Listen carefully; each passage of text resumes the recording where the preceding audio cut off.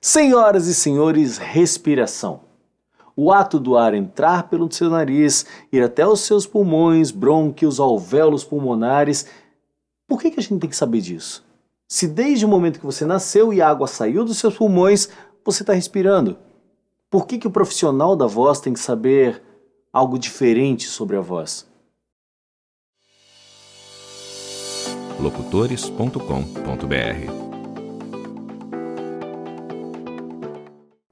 É o seguinte, quando você respira, para a prática da voz falada ou cantada, você vai usar o ar de uma maneira diferente do que você conversar com seu amigo durante o almoço.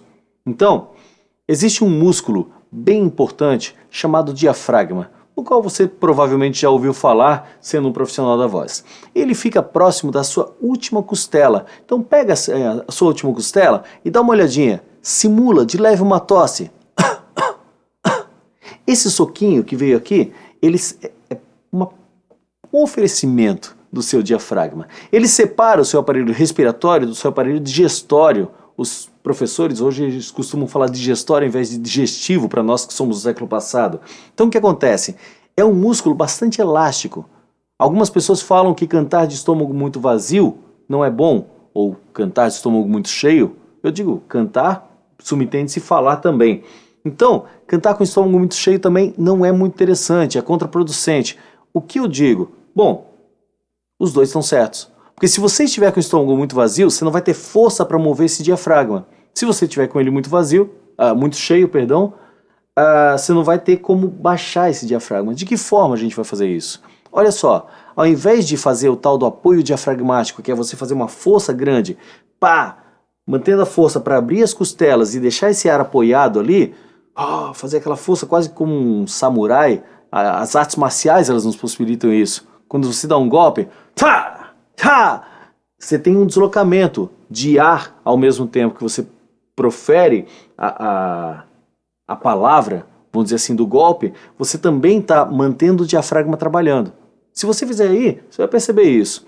Mas olha só, se você simplesmente deixar relaxado, levanta os braços, você vai perceber que a costela já abriu. Você vai ter uma abertura natural e a gente chama isso de floating.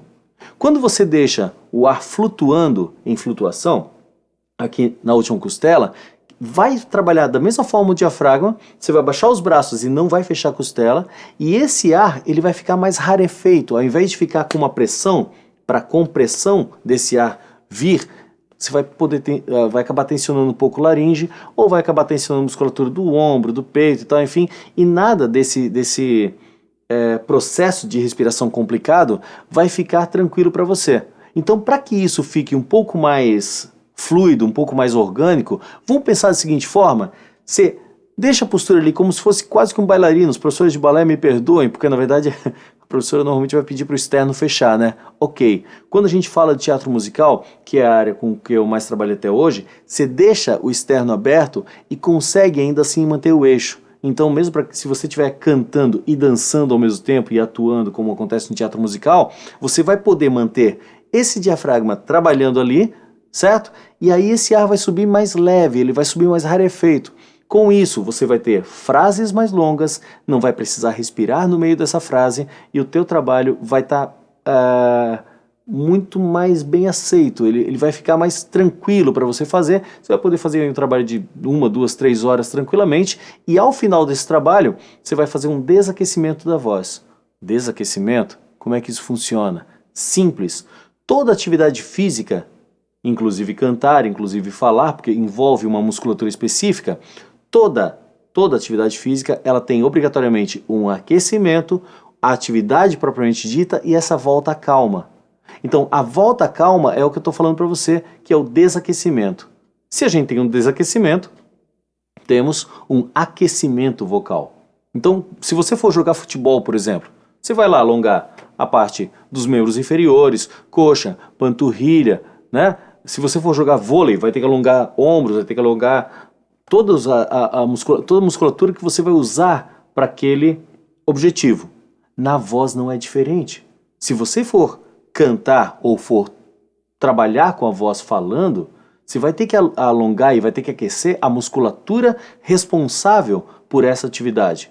E aí você tem pescoço, aí você tem ombros, aí você vai trabalhar um pouquinho do diafragma, vai trabalhar principalmente a parte da máscara, que é o que nós atores chamamos de máscara, que é essa parte aqui, né, que envolve desde a maçã do rosto até abaixo do queixo. Então aqui você tem que estar, sabe, trabalhar caretas, trabalhar máscara e principalmente articulação.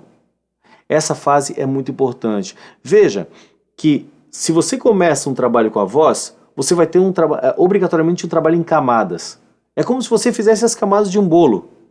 Esse bolo você não vai fazer primeiro isso, depois isso, depois isso. Não. Você vai fazer as coisas. Vão trabalhar a respiração? Começou a respiração. Ok. Segunda fase, vai trabalhar ressonadores, que são os buraquinhos do rosto.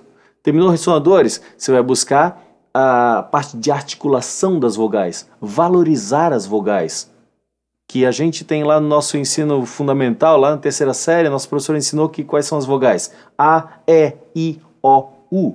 Porém, a maioria das pessoas vai falar A, E, I, O, U, como se fosse um ventrílogo. Então, quando você vai estudar um pouquinho de vogais fonéticas ou vogais idiomáticas, dependendo do idioma, você vai ter, por exemplo, I, o que a gente conhece, ou I, se for trabalhar um pouquinho do francês, ou I, Britney, Müller. O I, ele é escuro, ele é aquele U com trema em cima.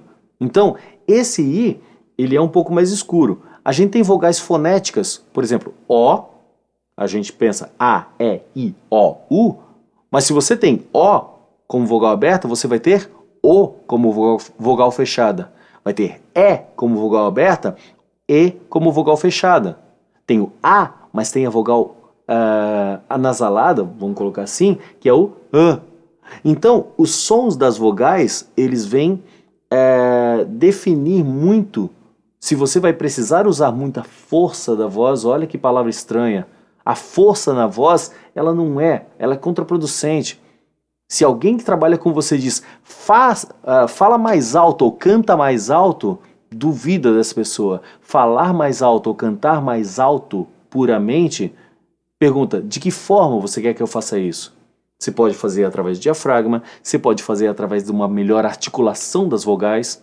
Então, cada um desses conceitos, ele vai te ajudar no aquecimento da tua voz para que você possa trabalhar com todas as possibilidades que você tem no teu instrumento.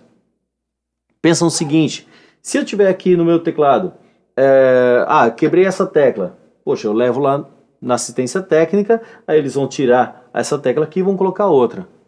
É normal? Porém, se você pensar na voz e as suas pregas vocais que estão aqui, junto dos esternocleidomastoides aqui, elas são duas lâminas muito fininhas e que tem uma sensibilidade, uma sutileza muito grande. Então qualquer fenda, qualquer nódulo que você tem ali, primeiro, ou você vai ter sessões bastante longas com uma fonoaudióloga, ou você vai precisar, em último caso, ir para uma cirurgia. E não cai nessa, porque para uma cirurgia, a tua voz nunca vai voltar a ser o que era antes, ou dificilmente ela volta a ser o que era antes. Então existe um cuidado muito grande com esse aparelho que é de todos os instrumentos musicais, é o mais sensível deles, é o mais sutil e é o que obviamente precisa de um maior número de cuidados.